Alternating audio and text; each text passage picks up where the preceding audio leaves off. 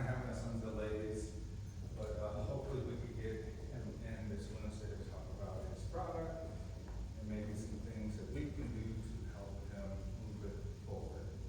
But continuing on, right, we're talking about ideas and how companies bring to light new concepts, how they're able to assess and evaluate them to see what should continue through the process, right? Because there's a whole process within corporations in order to come up with new ideas for new products or services. A lot of people that interplay with these ideas to know what they should be proceeding with, right? A lot of analytics involved, so it's not as simple as one may think. A lot of metrics, right? So we're kind of talk about more evaluative systems. Today we'll talk about the ATAR model, right? We'll look at customer situations and some analytics to see how we will proceed in pushing out concepts. We may have a couple of discussion questions for our groups. Okay, evaluation system here, right? We're just giving kind of a hypothetical sort of system to show different phases. Over here, we're looking at product process phase. In the middle, we're looking at the evaluation task. What is the task at hand? And over here, what technique should we use to proceed further? Right? So like, hey, you know what? Things are never simple. Right? Each company may have a different system, a different approach to come up with a new idea or concept, right? In order to possibly launch it. Well, let's kind of go through the different phases. All right, first thing we need to know, right? Opportunity identification and selection. Right? Direction, where should we look? Companies have, potentially maybe hundreds of products out there on the market, but they can't stay static. They have to remain dynamic because competitors are always coming up with something new. So the first question is, what are the opportunities out there? Where should we look? Is it a demographic one? Like, hey, you know what?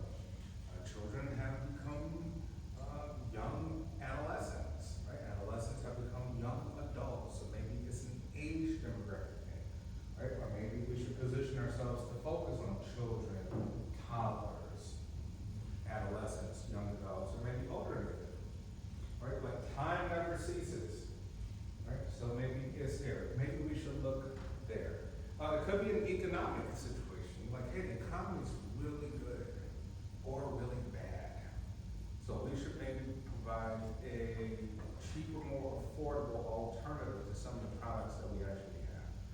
Maybe that's where we should look. Maybe we should look from an economic point. Maybe we should look at an age demographic point. We should look somewhere. Where should we look? Right? And that technique will look like just looking at market descriptions. What does that market look like? What's the purchasing power? What's the consumer behavior? What is their needs and wants? Based off just basically information that we have, good data that we have to suggest that people are searching for a new solution to maybe an old problem, right? And keep searching for maybe better solutions to old problems, right? So it kind of never stops. You think of, well, we have a shaving problem. Remember I said, with men, we grow facial hair, and so we're always gonna have a shaving problem. We're always gonna look for a better solution to that age-old shaving problem, right? Women have the same thing too, right? Maybe shaving body hair or something. Or maybe a hair problem, like how do I keep my hair clean without drying it out? There's always, a way to try to improve. How do I keep things moisturized? My skin without being like too moisturized. What's the perfect balance to some of these things?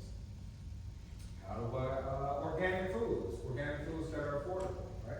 One of the issues is that places like, a recent saw Amazon Fresh, kind of scaling back some of the stores and operations because they're just not meeting expectations, right? Great concept, come into a grocery store, scan Amazon, you don't have to do anything really, but people aren't really following that. All the stores are closing. Yeah. Yeah. Right. So what is the problem there from your perspective? I think it's. First of all, who here has shopped at Amazon Fresh before? 100%. What's the problem? Why can't it compete with the traditional grocery stores? Smaller inventory, but then you also have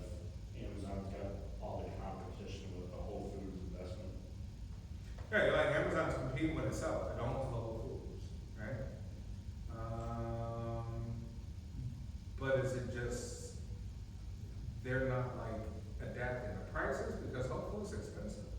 Amazon Fresh wasn't as expensive. I think part of it is too, is like, they have like, I think they have like 50-something locations, like nationwide or something like that, but I think it's just, they were trying to scale and they wanna focus on their investments, like prioritizing investments, they mentioned that in like the kind of article from Amazon News. Because, so they wanna put all the chips into like the Whole Foods investment prioritized and then Yeah. go from there. Yeah, sometimes they're like, hey, you spread yourself too thin, you know? Whole Foods probably was an excellent investment, but to create another competitor within the same company, in the same marketplace, Yeah, like, that's probably not a smart idea, right? yeah, it's too much competition. Yeah, too much competition, right? Especially when it comes to grocery stores, right? Kind of like people have their committed grocery stores they usually go to. Well, for the rest of you that shop there, what do you think is the problem? As a customer going through the store, like, what do you dislike? Like, what do you feel wasn't meeting your expectations, or, you know, there's a better alternative or something like that, or go somewhere else? Anything, or you feel like, hey, it was a home run? Well, I think they don't have employees, right? Is it the one where you're just walking in and out? Yeah. Oh, yeah, they still.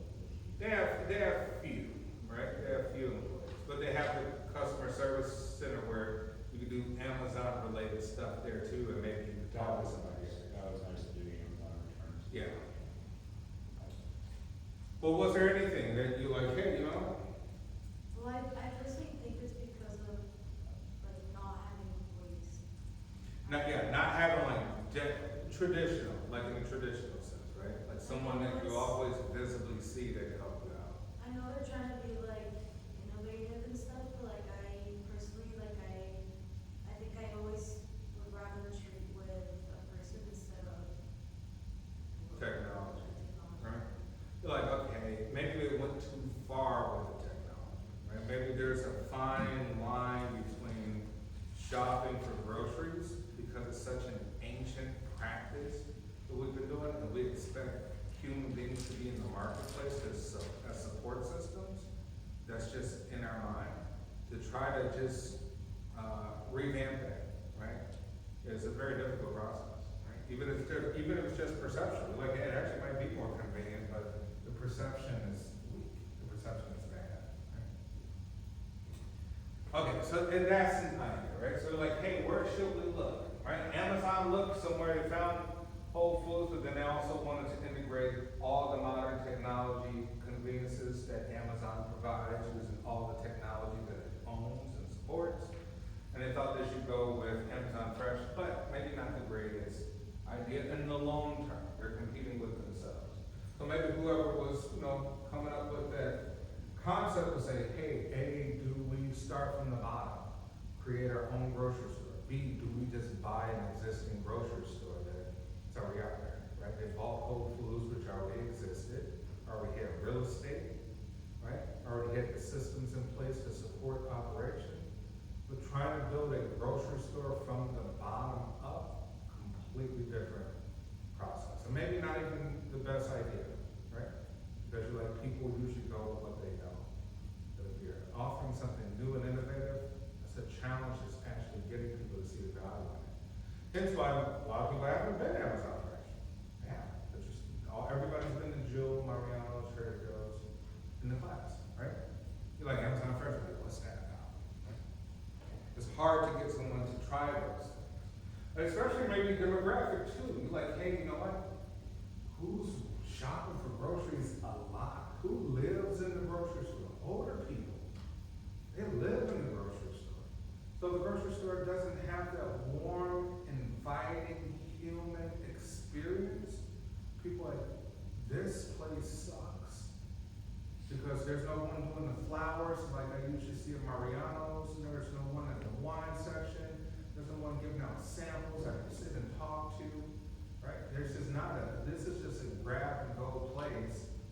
And that's not perceptually like what I think a grocery store should be. A grocery store should be a place you want to spend time.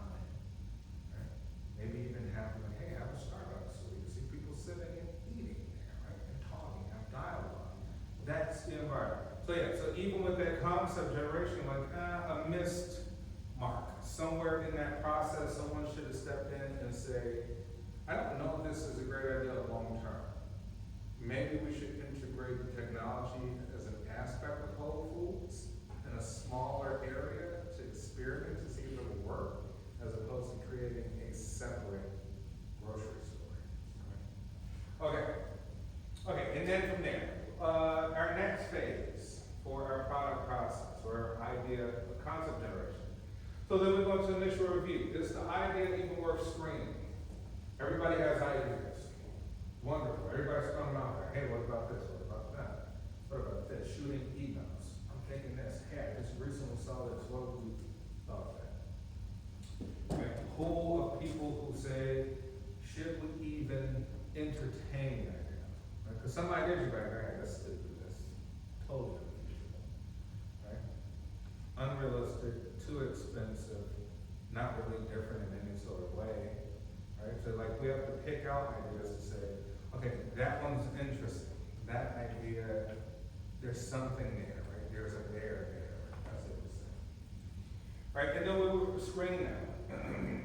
From there, we will look at maybe our charter, right? What's required to describe something that's even innovative, right?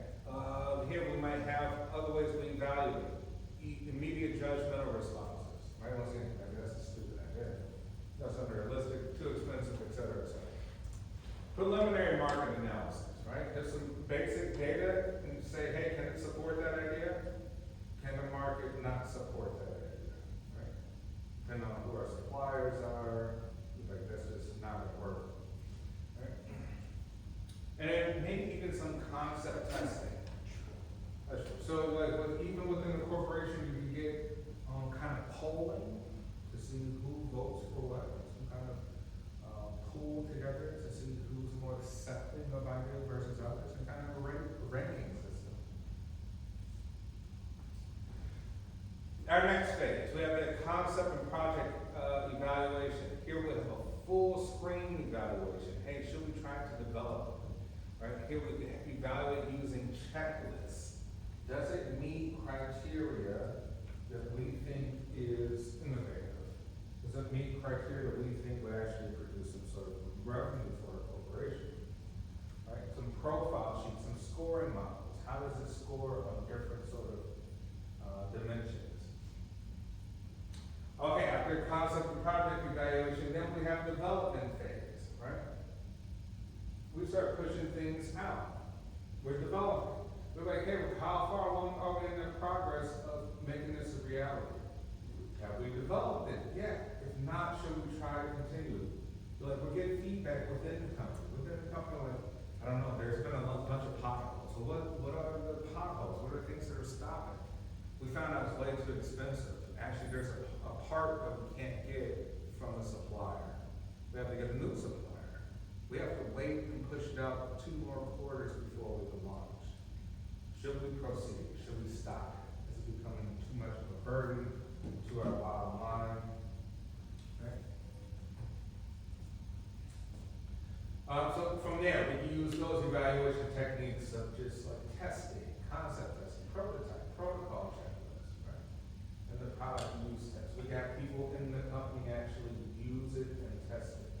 Say if it's a soda, we can have taste tests and see feedback even within the organization, or maybe we can hire just a few kind of preliminary taste testers and see what the feedback is. Like, oh, it kind of tastes similar to something we already have. You're like, interesting, okay? That's not gonna differentiate us. Okay, and from there, let's say when everything goes well and we decide to launch, then we have market testing, right? Should we market it? If so, how? Should we put money behind it, and if so, how much money should we put behind it? Right? Should we place it in certain areas? Should we promote it in certain ways? How should we go about doing that? Right? We can maybe have test markets. So like, hey, just put out just a small batch of it in these locations. Let's see the behavioral response from customers. Let's monitor them and get feedback. It's like, should we continue putting more money behind it from a marketing perspective?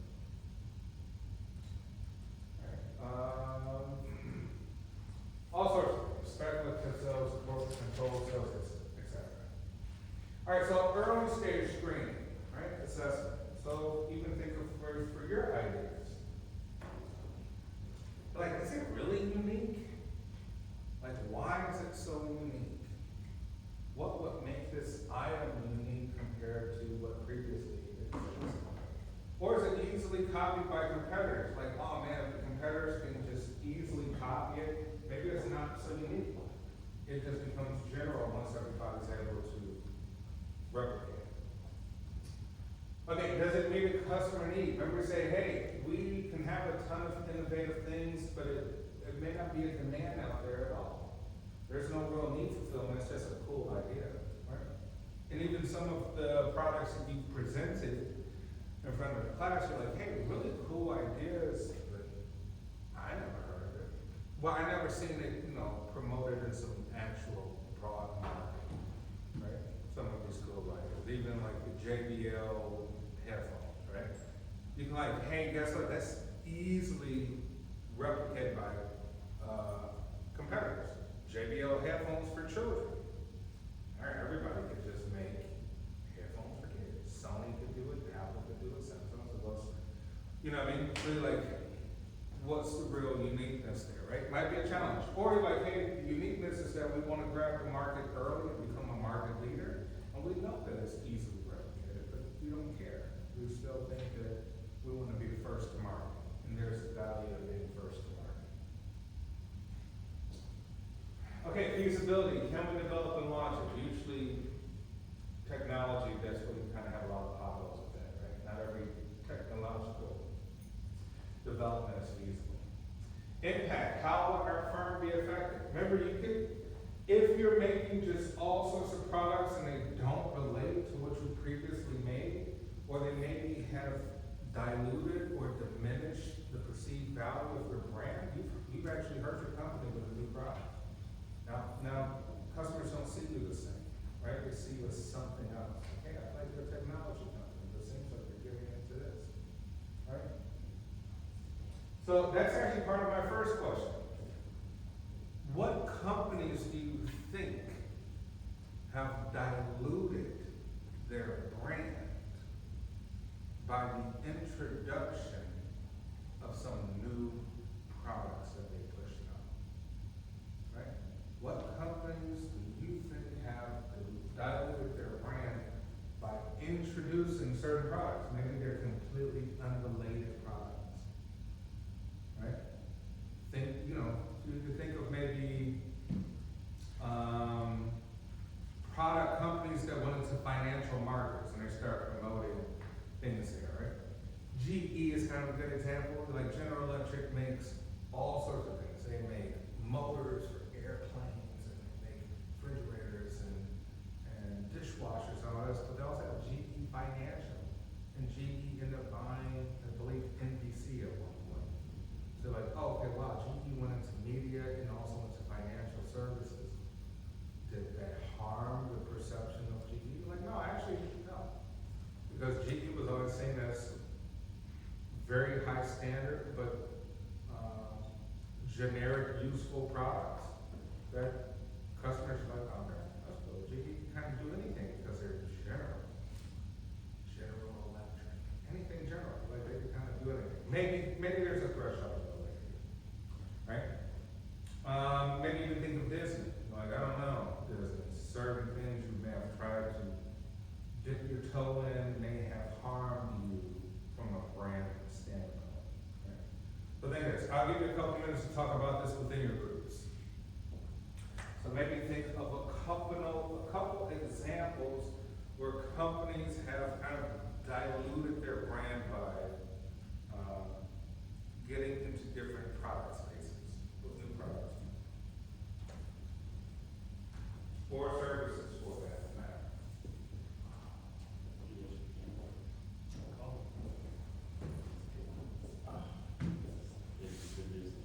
Right? Shouldn't be that hard. You can think social media, right? Facebook and Meta with the glasses and the VR and blah, blah, blah, blah, blah. You can come up with some bunch of ideas that you actually use from platforms.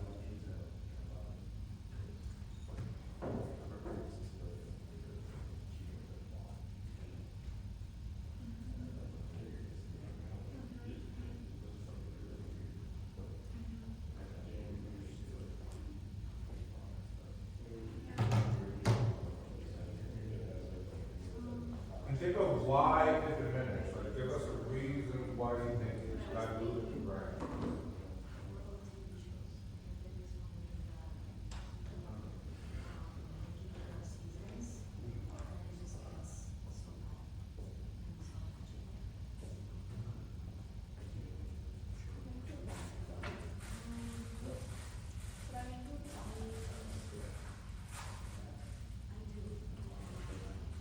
think you know the show it's not the one? That was really good, but then we did too much, so the story just ended up, making sense. It's a good 10 seasons, but, Laura,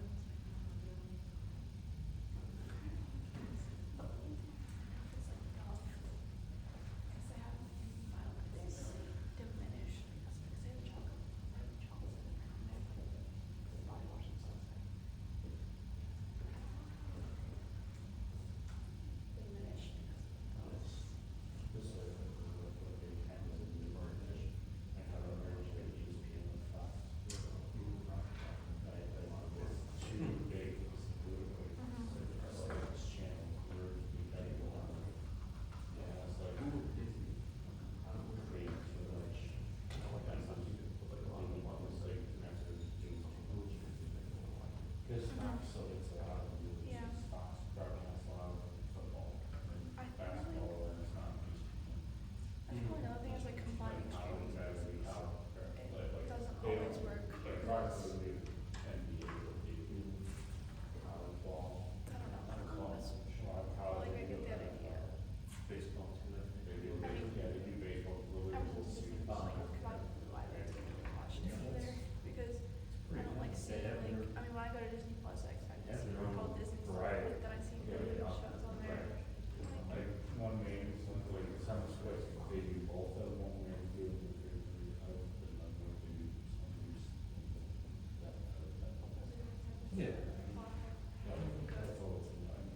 I think the one you try to merge the other one, it's a little too much. Yeah. Especially because of all. Here's another bonus question. What companies or brands you think have made a success by creating something completely unrelated than what they usually sold? Maybe on the flip side. What companies you could think of have had major success by kind of going out of the ordinary of what they're known to be sold? Like going outside of traditional markets that people know and buy.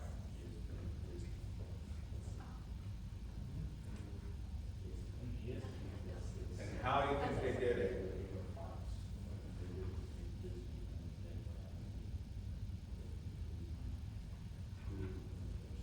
because local brands are great.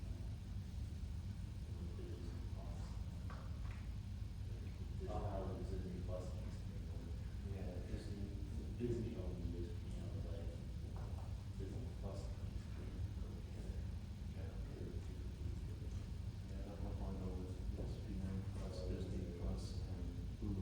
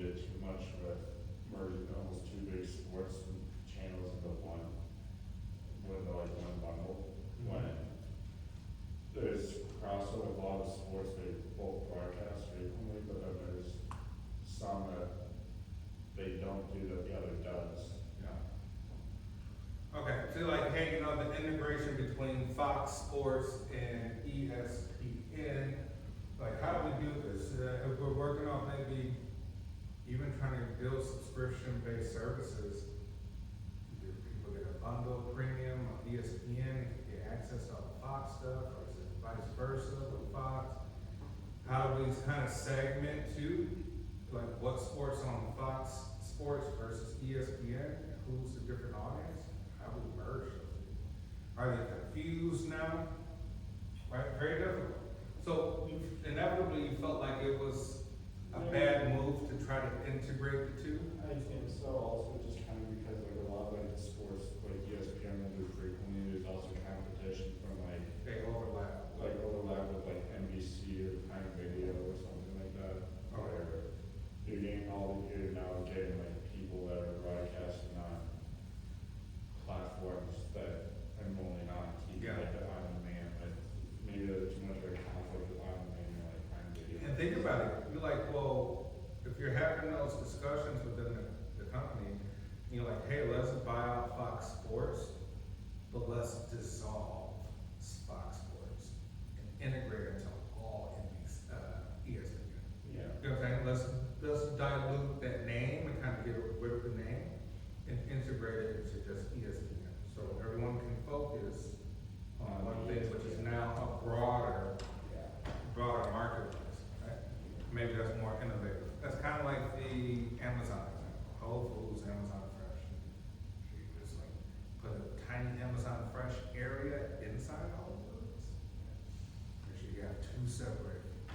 And plus like Fox Sports gets like a lot of viewers, because like they do like NFL, they'll do college football, college basketball, and like ESPN does a lot of the same stuff. Maybe they have like NFL is frequently like games wise, because they really have like prime time games, but like then you have like the ones like Fox is so big with like the MLB and like the playoffs Mm-hmm. and then the World Series, and ESPN's really big with like NBA, but that goes with like NBC as well. Yeah. And all that. Yeah, like the broadcasting kind of issues that would be there too, like how you divide the broadcasting sort of framework. In the back, what are your thoughts? Oh, hang on one second. Well, over here, did you think of one that did a really good job? Like even though they went outside their traditional kind of marketplace? We've discussed it some with Apple, and like the fact like they're way big into computers before they got into the music and the iPhone part. So they kind of went out of their comfort zone and did like the music and the iPhones and like the iPods that were really successful. Yeah, you're like, okay, Apple created an ecosystem, right, using its and then they created devices for the ecosystem. Hardware and software integrate, and this is great. Everything works together on all the different devices, strong ecosystem. But then you're like, well, what should be on these devices? Well, shopping and businesses and blah, blah, blah. But you're like, well, people love entertainment. So maybe we could try to own some of the entertainment space with Apple Music. Maybe we can own some of the entertainment space with Apple TV, right? Since people love to watch television on the go or in the home with these subscription-based services. And so you're like, yeah, Apple made a good decision, like, hey, not just have ecosystem and device, now we need entertainment content. We want to own space. And like even beyond that, you kind of like now streaming on Apple Music, whatever. Like now we want to give an opportunity for everybody to become a rapper, singer, and be able to put their content out on our streaming platforms because it builds up revenue to potentially have more marketers market on those platforms. Right. And it's a win-win. Win for the consumer, the artist, people love entertainment, and win for Apple. And then Apple wanted like Apple TV and they, like the TV part and all that. Yeah. And they did like the stuff with like the game center and like whatever that thing was, they paid like on the arcade thing. Apple. Yeah, Apple Arcade, right? Which is good, not as strong as Microsoft or Sony, right? Yeah. Like you getting, you know, PlayStation 5 or, you know, Xbox, you're like, okay. Apple showed up a little too late to that game, so it's extremely difficult for them to Yeah. kind of get that. But they're doing what they're doing with little With the Apple TV stuff. arcades and stuff like that, yeah. Okay, sorry about that, but, in the back, what were your thoughts? Well, we thought about, first of all, like the companies that did, like the products that don't align with them. Mhm. And well, I actually thought about like a TV show. Like, I think there's so many shows that keep creating more seasons and then the actual story doesn't even align with it anymore, so you just stop watching it. What's your example of that? Cause I have a good one. Well, I have a good, like, the one that I think of, like, the main one is, it's a Spanish show, it's called Elite. And that one just, like, it was my favorite show ever for the first 3 seasons, and then they did, like, a 4th, a 5th, and I think a 6th, and it wasn't even the same cast anymore, like, it was, like, a completely different story, and I didn't like it. But I also said the show you know, the Okay. stalker one on Netflix? Yeah, it's one of my favorite shows. Yeah. Joe. Yes. Like, I just feel like it was so good, and then they just did too much. And to me, the first season, who here has seen You? Watch the show You on Netflix. Gotta watch it. Okay, it's like, just watch season 1, and maybe season 2, but season 1 to me is like solidified what it's about. But it's basically about a guy who works in a bookstore, right? Lives in this little apartment in wherever it is, maybe New York, but it's somewhere on the East Coast. And very, you know, handsome looking dude, smart, works in a bookstore, but he's like a psychopath, right? But I would say rather, he's a sociopath. And he meets this girl, Beck, and he starts to stalk her, like all her social media, Facebook, Instagram. He's seeing her followers, finds out she got a boyfriend, and now he wants to get rid of the boyfriend, and now he's like, you know, looking up her social media to know what she likes so he can be what she likes, right? And it's a really, really, really cool show. And the great thing about the show, even for like my age, right, one above you, is like, is the way that it's shot. It looks like a late 90s show, which I grew up like watching all those 90s type shows. The way it's filmed, it really resonates with my age demographic. We're like, oh man, that feels like an old classic 90s kind of show. Okay, so, and then so you're saying you deviated from this original core. I think they should have just kept the first 2 seasons. Yeah, you know, I think they should have did, like, we're talking this idea concept generation, like, use the same psychopathic, sociopathic, like, vibe with new characters. Like, Joe gets killed off, and now, you know, season 2, kind of same, like, creepiness, maybe it's a woman, so, you know what I mean, like, just broad, keep the same element of, like, creepiness, but just add new, kind of characters, instead of trying to fit in the same character over. Good idea. Here's one I think Disney dropped the ball on. Who are my Marvel fans? Raise your hand. Who are my DC people? You don't watch?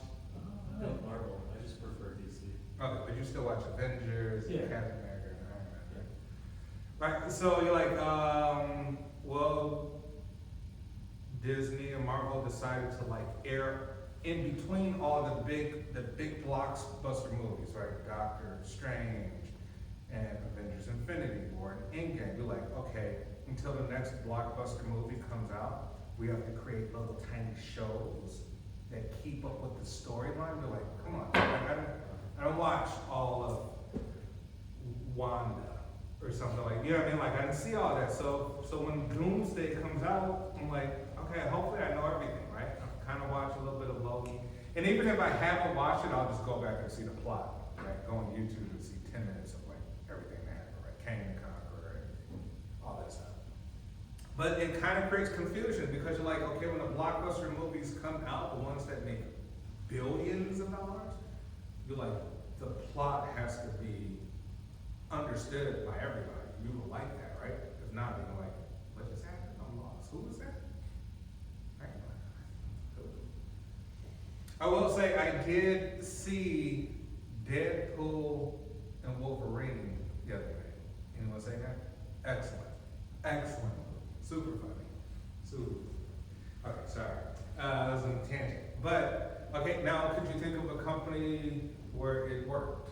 Well, actually Disney, I think they came out with the streaming services, you know, Disney Plus. Disney Plus. So I think like all of them, I mean, Netflix even started with the DVDs, like it wasn't even like a website or platform, so. Then even Apple, like they started with their phones and then and the MacBooks, and then they added like the headphones and all the accessories. Yeah. Or even like Coca-Cola, like how they came out with like the zero sugar and like all the flavors. Yeah. Yeah. Okay, yeah, good example. Be like, hey, you know what? People still buy Coca-Cola because people love the brand. And maybe if they feel it's more healthy, Coca-Cola creates a healthier soda for that matter.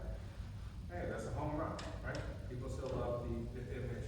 In their mind, they still love the perception of Coca-Cola. And even like we're saying, the alternatives with Disney, like, hey, Disney Plus cannot just put on children's shows or kind of Disney themed shows. They can put on, things for adults, right? They can buy out multiple sort of adult TV productions and things like that, right? To expand their business. Because in our minds, we're always thinking Mickey Mouse, children's stuff, theme parks, but, now it's a new game where we wanna market to adults as well too. All right, and then here, what were you thinking? One of the biggest things we talked about was like the chopsticks you saw as kids, where it'd be you honestly you have a better. There was like a hot Cheetos chapstick brand. It was like the regular, so like Cheetos. That's kind of weird. Okay, so and it was Just like branded by Cheetos, right? Okay, so Cheetos say, people love Flamin' Hots, right? People love Flamin' Hots. I don't know, why would you think they would entertain the idea, like, we talk about process, like who agreed on to put actual money behind this idea of chapstick, you're saying? Flamin' Hots chapstick. Like, in your mind, you're like, maybe there's something there. Is there something there? Nothing? Right, unless people are like addicted to Flamin' Hots and like they just want that, lick their lips and get that taste or something. I don't know, actually, I think about them like, maybe it's not a bad idea. Think of like your favorite flavored anything. You like Coca-Cola chapstick, right? And somebody, here's the kind of selling point. Let's say we're all work for Coca-Cola and we're trying to come up with a unique idea. My argument would be is that for those who are addicted to Coca-Cola,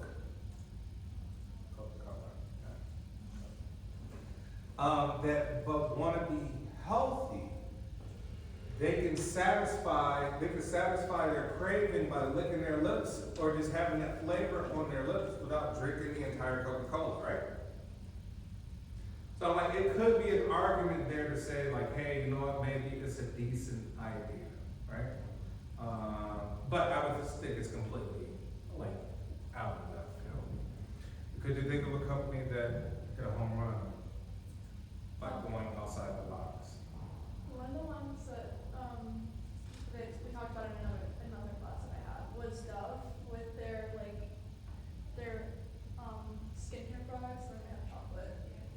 And yeah, and I like Dove chocolate personally. I love that. So I like Dove body wash stuff. So I'm not complaining about that one. Yeah, so let me ask you, why do you think Dove would come out with a chocolate when it's producing soaps and lotions and shampoos and conditioners and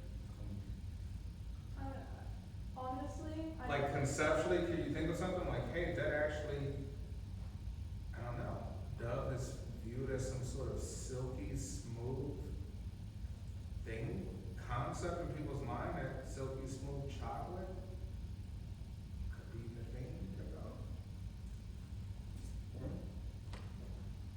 But yeah, they've hit a home run, because Dove makes phenomenal, silky, smooth tasting, chocolate. And you like, in some way, you like to kind of anchor each other, right? Because we think of Dove as being soft, soften our skin. It's not gonna harm our skin, it's not harsh, it's not this. It's lubricating and, it's kind of moisturizing, I would say.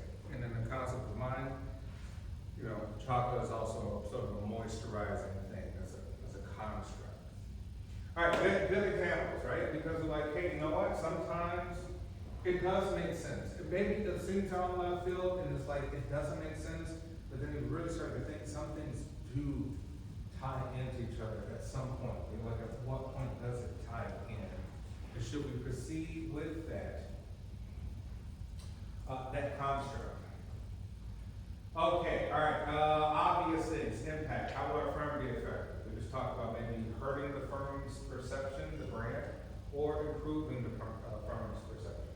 Scalability, can we become more efficient in production, right? Sometimes creating certain, like extending the product lines of, say, potato chips, it helps you to improve production capabilities, right? Because you're like, hey, now we've gotten to the point to where we could simply add a mixture of any ingredient that we can beat out our competitors in terms of speed to put out new products for potato chip flavors, right? So sometimes it helps scale production and capabilities. And the same would maybe go easily with chocolate, candies, and soda, right? You think Coca-Cola is a bottling company. It has these main production facilities. It can make soda from other companies. But like, who's gonna make your soda, your new soda you just came out with? We're gonna have Coca-Cola because they own the production facilities and they can do it quick. We can beat out our competitors. And then strategic fit. Does it match with corporate strategy and the culture? Important one, right?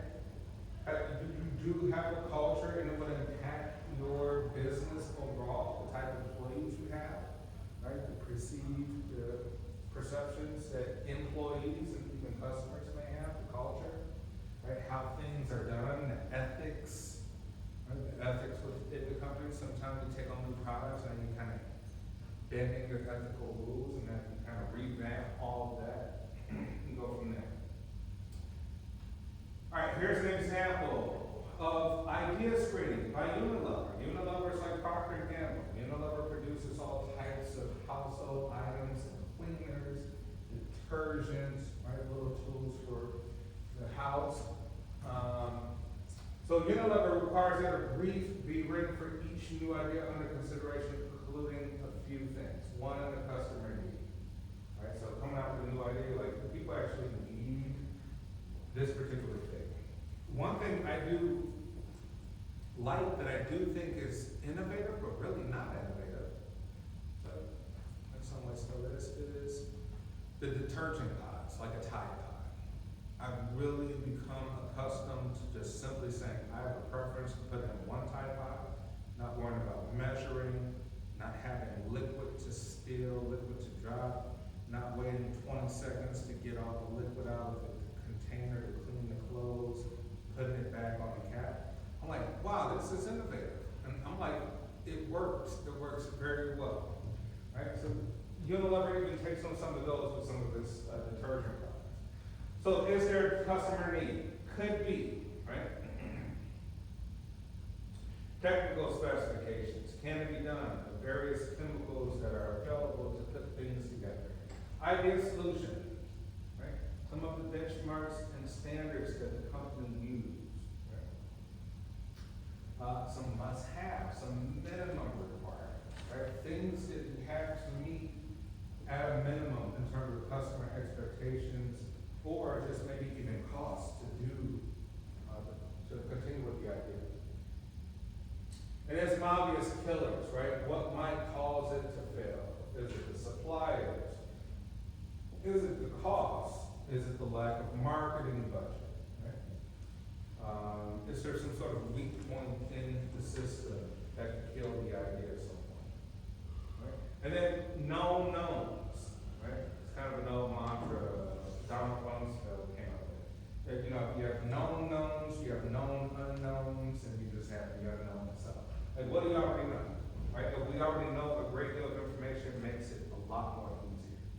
But we're going into new territory with unknowns, and it's gonna make it a lot more expensive and take a lot more time. And obviously, just the budget and the timeline.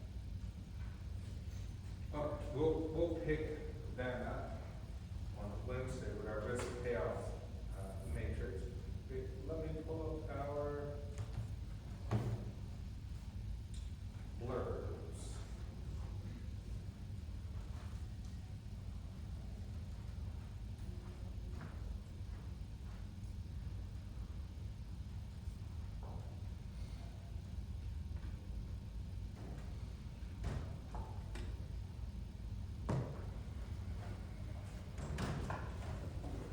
Alright, got medical glasses. Hang on.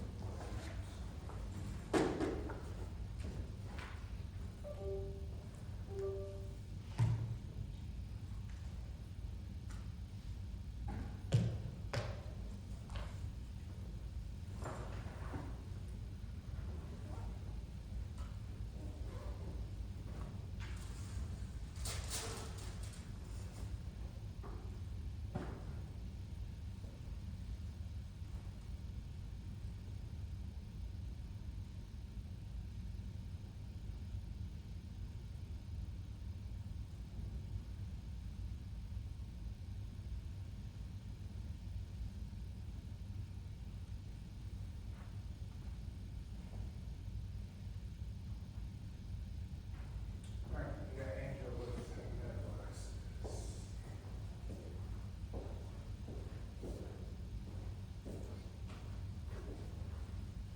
Yeah, so I think medical glasses for mine.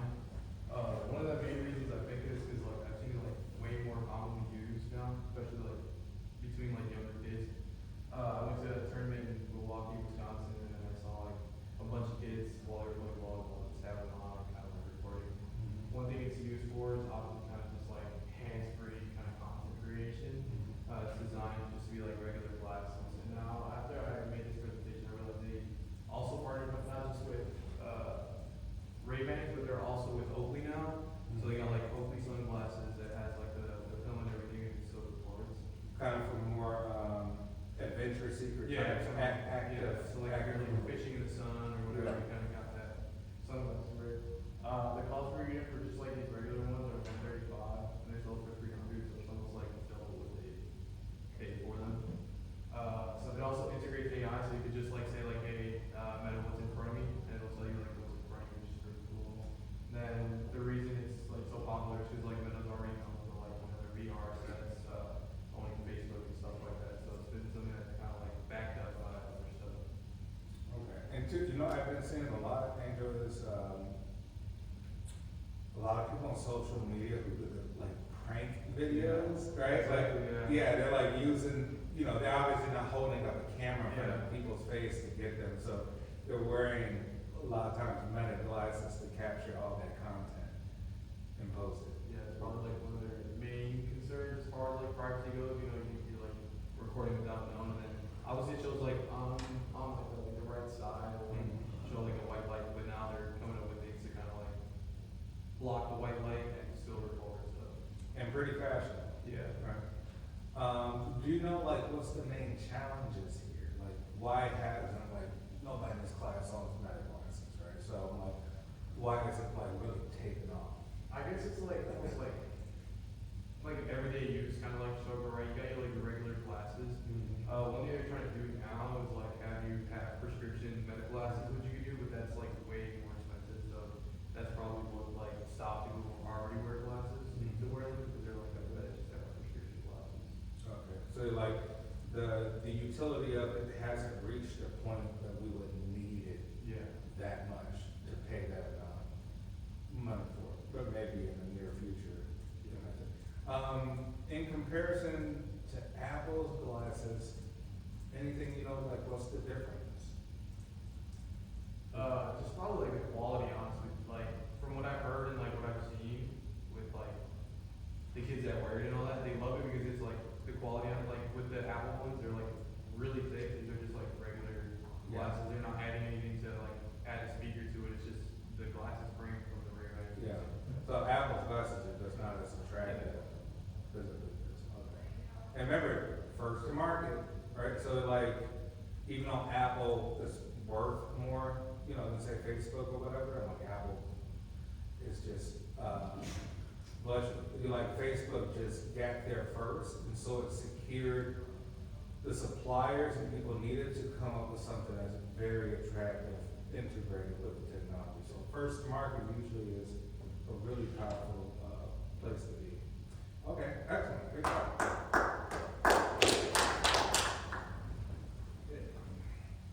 And Diego, you say you have one, right? Yeah. Okay.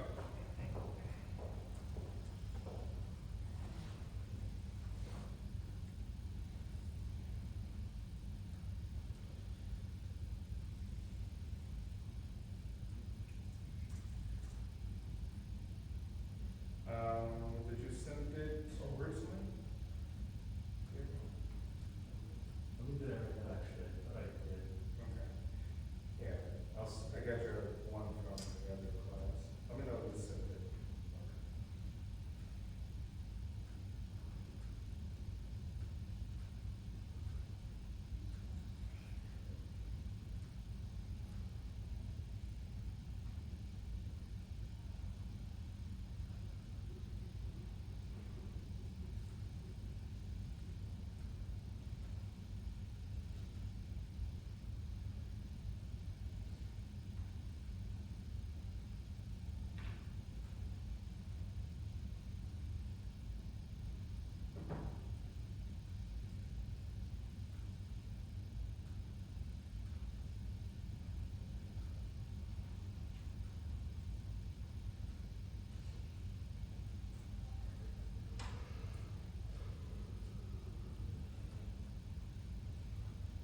I just sent it. All right.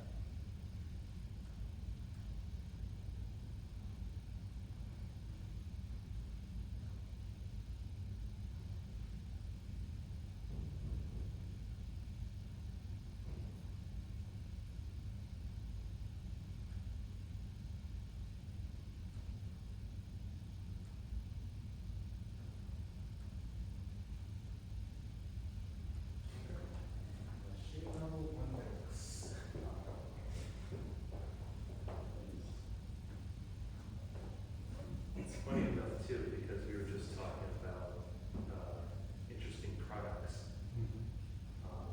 And I don't know how we came about this, but it was another class I had in my capstone course. And we ended up talking about this Windex bottle of perfume. Yeah, so that definitely caught my attention. Have you actually seen this in person? No, I haven't yet, not yet, but, it's interesting, it looks like a Windex bottle. I wish the top part of it was, but you just, it's for design, but you just take it off and it's just a regular Oh, so spray. it's the cap. Yeah, It's just the, yeah, unfortunately, it would be cool if it was just like. yeah, straight I up would that. think like that would have been the first thing they thought of, right? Yeah. Be able to spray it like the, but then maybe they think like that, mechanism oftentimes does break, right? That's true. So, you know, either they would have to do something more heavy duty, I don't know, you know, to increase the cost of it or something like that, but maybe they thought about like, the thing oftentimes break, because a lot of times it's plastic, mostly plastic components. Yeah. But they keep the cost low, I guess, of the physical thing. Okay. Yeah, I would say so. I mean, there was just that, and it comes in a regular, Moschino box like that, which, You know, it's this, interesting. you know, if it's plastic or glass? Or you're not sure?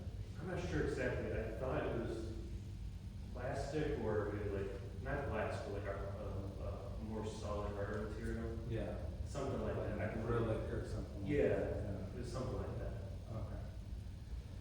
Okay, so like, all right, this is interesting because it resembles Windex, but you can sell it for $30 to $50. See, like this creative director, Jeremy Scott did this. So what's the innovation?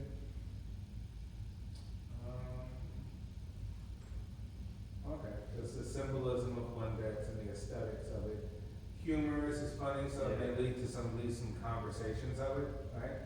And conversation is good, because conversation brings about awareness, right? Even if it's perceived negatively.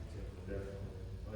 Right, it's ironic and it's a pop culture reference because the Windex bottle is a pop culture thing and create buzz.